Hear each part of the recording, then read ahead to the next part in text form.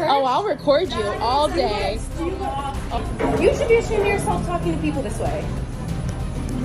She just spit on my car now. You drove into me. You drove into me, ma'am. In front of your car into mine. Stop recording. The cops. The cop. She just spit on me. She hit my phone. She hit my car. Right, this thing already.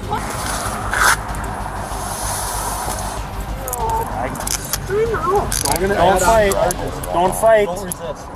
Welcome back to our channel where we dive into the fascinating world of real-life karma. Today we're exploring how entitled Karens face the consequences of their actions, showing just how quickly bad behavior can come back to haunt them. In this first case video, we take a closer look at a recent incident at a Starbucks, where a customer known as Karen got into a heated confrontation that garnered widespread attention. On March 13, 2023, an incident occurred at a Florida Starbucks, a coffee chain known for its welcoming environment. However, the incident was in stark contrast to the company's inclusive image. The confrontation involved the customer expressing homophobic views, which escalated significantly.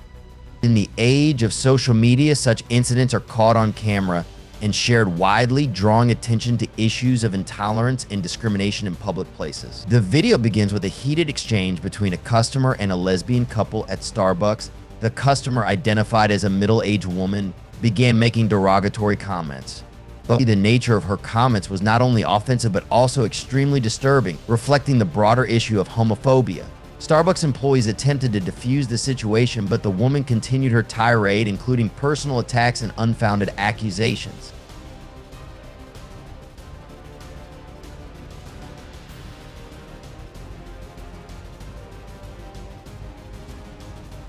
The situation escalated when the woman accused employees and other customers of inappropriate behavior, despite no evidence to support her allegations. The video captured her screaming and using inflammatory language, with Karen accusing that same-sex relationships were a sin and that this would lead to the couple going to hell, which ultimately upset the entire store and staff. Store management asked her to leave the premises.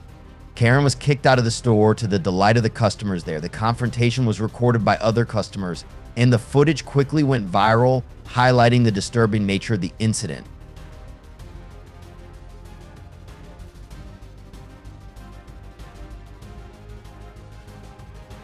According to Florida statutes, Chapter 877.03, disorderly conduct includes causing noise, disturbing the peace of the community, or conduct that makes another person feel threatened or harassed. This can include yelling, using abusive language, or committing acts of violence. Karen's homophobic and hateful behavior toward the same-sex couple caused a disturbance in the store, which put her in violation of this law. Public nuisance may be prosecuted as a misdemeanor, specifically a first-degree misdemeanor. Penalties may include up to 1 year in jail and/or a fine of up to $1,000. In today's second video, we dive into a dramatic confrontation that took place in a parking lot, captured entirely on video. The scene begins with a heated argument between a young woman driving a black Mercedes-Benz C300 and a man behind the wheel of a gray pickup truck. The footage, which was filmed on February 18, 2024 on a California street, begins with the man focusing on what he believes to be saliva dripping down the side of his truck. The woman in the Mercedes is seen sitting in the car with the windows rolled down as the confrontation begins. The man narrates the situation, clearly upset. The woman, with her head hanging out of the window, argued that the man was driving in the wrong lane and was therefore responsible for the collision. Despite her assertions, the man insisted that the front of her vehicle had hit his truck. The exchange became more heated as she called him derogatory names and accused him of stopping in the middle of the road. She just spit on my car now. You drove into me. You drove into me, ma'am. Because you almost hit me.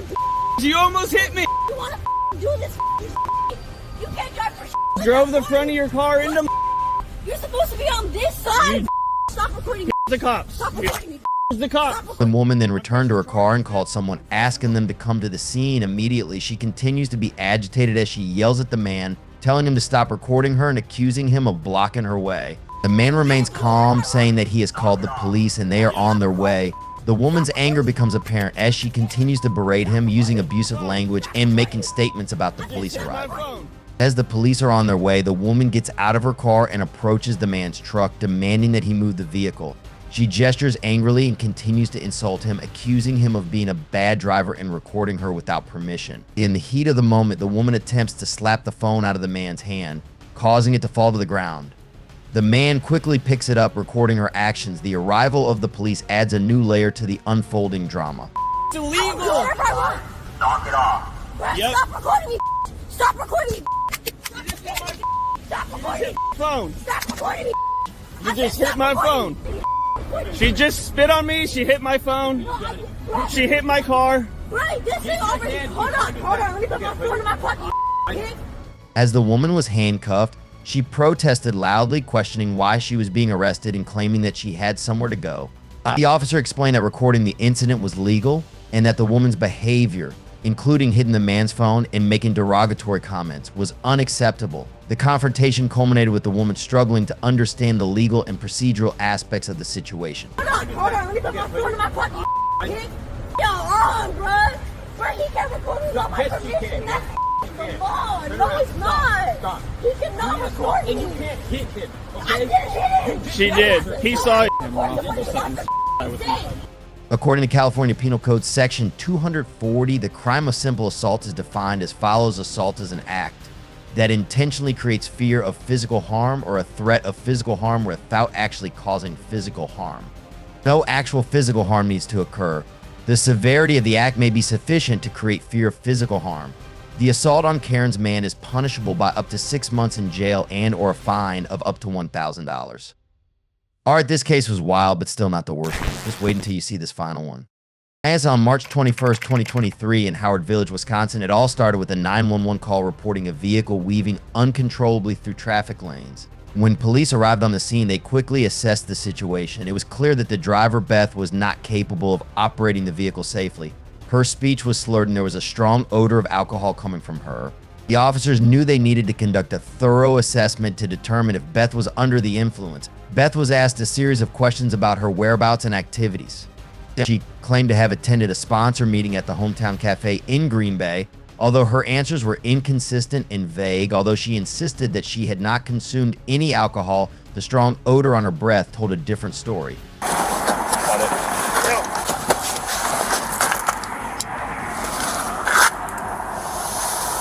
Hometown Cafe? Yeah, Where's that located at? in Green Bay. This way? The bridge? Yeah. Okay. How much you had to drink today? You haven't had anything? No. Because I could smell it coming off your breath. The officers administered field sobriety tests, a standard procedure for determining intoxication. Beth struggled to follow instructions on the horizontal nystagmus HGN test, which involves tracking a moving object with your eyes without moving your head. She also failed the walk and turn test, which require a person to walk in a straight line and turn in a specific manner. Unable to successfully complete the test, Beth was arrested on suspicion of operating a vehicle while intoxicated, commonly known as 𝒎𝐲. She was then placed in the back of a police car, where she became agitated. Despite being restrained, she continued to challenge the officers and ask questions about the situation. So again, arms at your sides, feet together. And again, you're moving your head, and you just move your eyes, that's it. All right, we're doing a cannot complete. So the next test that I'm going to conduct is called the walk and turn. We're not going to be able to do fields. So, all right, go ahead, turn around. Place your arms behind your back. Why? You're under arrest for suspicion of operating while Don't intoxicated. fight. Don't relax. Don't fight. Don't Relax. fight. No. Relax. I know. Don't fight. Don't fight. Don't resist. You're gonna add on charges. Take a seat. I'm totally fine. You're not, ma'am. No, I am. You're not totally fine at all. You very easily could have gotten into an accident and killed somebody today. No. Absolutely. Because I feel like The officers responded quickly, pulling Beth out of the car and onto the ground to restrain her with new handcuffs. This new development led to additional charges of resisting or obstructing an officer. And despite her efforts to defend herself and protest the evidence against her mounted, Beth was taken to the hospital for a blood test, a crucial step in confirming her level of intoxication. She was then taken to jail, where she would face legal consequences for her actions. Although her blood alcohol concentration back was not immediately reported, the charges she faced were significant. In court, Beth faced a series of charges owing fleeing after an accident, operating a vehicle with a prohibited alcohol concentration, and resisting or obstructing an officer. The legal proceedings were over. Under Section 346.63 of Chapter 346 of the Wisconsin Code, which deals with driving under the influence of alcohol or drugs. In this article, it is defined that no person may drive or operate a vehicle while under the influence of alcohol or drugs to the extent that they are incapable of safely operating the vehicle. No person may operate a vehicle with a blood alcohol concentration back exceeding 0.08% or 0.02%. Beth's drunk driving behavior was punishable by a fine of up to $1,000 and a license suspension of up to 17 months. The law for fleeing after an accident in Wisconsin is set out in Chapter 346 of the Wisconsin statutes, specifically Section 346.67. Under Section 346.67 of the Wisconsin statutes, you can be charged with a felony for fleeing after an accident without fulfilling your reporting and information obligations. The penalties can be very serious, including fines, jail time, and additional penalties. Karen's escape from police carries a sentence of up to 9 months in jail and a $1,000 fine.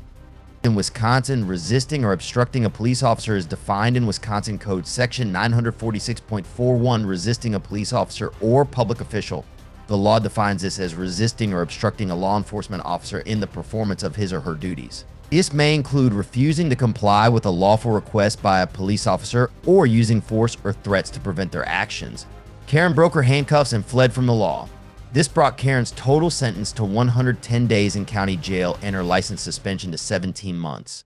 If you found this story compelling, please subscribe to our channel for more content. Share your thoughts in the comments below and let us know how you would handle a similar situation. Your voice matters in the fight against injustice.